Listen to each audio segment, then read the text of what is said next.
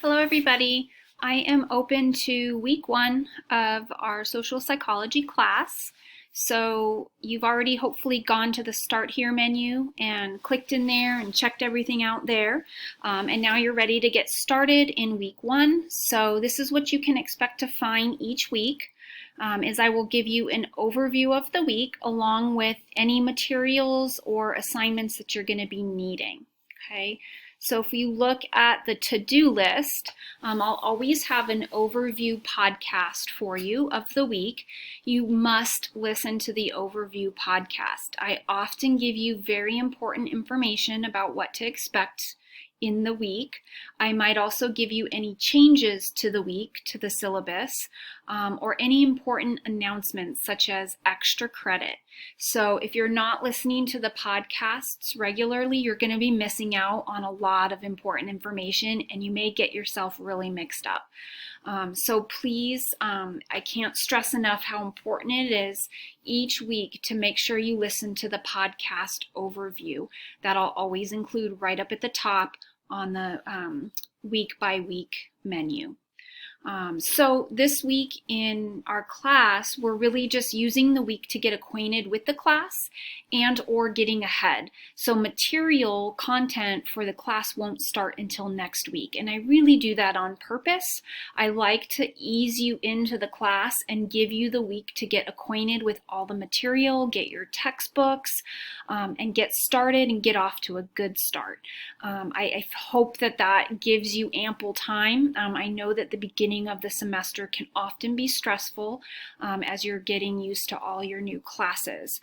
So for this week, I really just want you focusing on logging into Play-Doh, checking out all the resources that I've posted there for you in the Start Here menu, purchasing your textbooks, getting all that situated, logging into Revel, which is the online platform that goes along with your e-text, seeing what I put in there for you, and doing all of that stuff that you need to be doing to get ready for the class. And then if you'd like to get ahead, you can go ahead and preview the material that we will be covering starting next week. But again, none of this is due this week. It's just here to get you acquainted with what's going to be coming up next week. So these are the objectives for Chapter 1, Intro to Social Psych. So these objectives cover all the concepts that I will be talking about in week 2 that go along with Chapter 1. And so what I will always do as well is I will give you a podcast overview of these objectives, and that will be included right underneath here. I haven't done it quite yet, but it will be in there as soon as you open this up and get started in the weekly material for week 2. So you'll want to check that out. Here is a PDF of the first chapter in case you have a little bit of a delay getting started with your textbook. You can print out the PDF or just read over it. It's Chapter 1. And this is the article, the extra article that you'll be reading that goes along with Chapter 1. And both of these are going to be needed for your first discussion board post, which is next week. Okay, so for right now, if you like to just get ahead, you can read the article and read the chapter, and then you can also take a look at the lecture slides. The lecture slides go along with the chapter, so I always recommend printing them out and having them next to you. You'll see that I left blank spaces next to each slide for you to write on, and so that way you can bridge any gaps between the lecture notes and the chapter. Okay, so that's a great way to keep track of making sure you're getting everything you should be getting when you're doing the readings. If you're reading through the Chapter 1, let's say, those lines on the lecture slides will help you to add in any additional information that the slides don't have. Put extra examples or things like that that you might find helpful. So the lecture slides go along with the book. And this class is a very reading heavy class. It is asynchronous, So this class, you're really working on the work at your own pace, and I do that on purpose too. I really feel like I don't want to hold students to being present online at any one given time. That can be difficult, especially right now for a lot of students who have family responsibilities as well. It's hard to all get online at the same time. And so I try to make the class where you can work through the material at your own pace throughout the week. So those lecture slides are there to help you follow along with the material in the book, but it does rely heavily on reading. So you're reading through the material and you're processing that, and you're looking at the lecture slides, and you're also watching videos that I will be posting for you that go along with the material content. Those won't start until week 2. So you're reading the chapter, you're reading an article, you're watching some videos, and you're looking at the lecture slides. That's pretty much it every single week.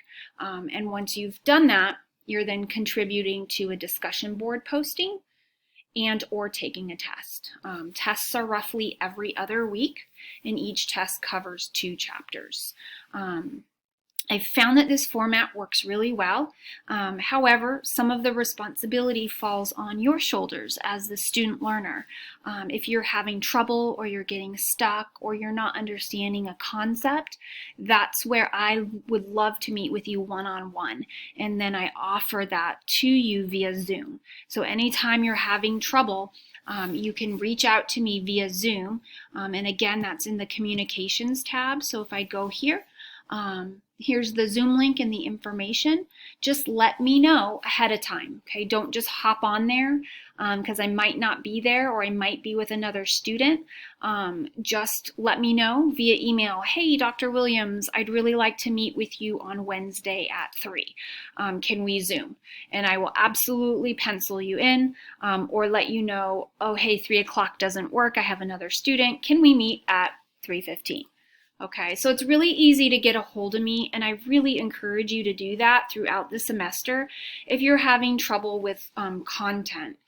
So I realize we're not meeting in person. I don't post my full lectures, video lectures, because what I've done actually in the past is I've looked to see how many people actually watch those video lectures, and it's so sad. For the amount of time it takes me to do those, I would get less than 20% of the class watching the videos. So it's just not worth it for me, for my time. What I found to be more effective is giving you all the material to read through and process on your own, and then having you contact me if you need more in-depth explanation about anything. And then I actually get to spend some quality time one-on-one with you. I get to know you a little bit more, which I think is more rewarding for me and hopefully for you.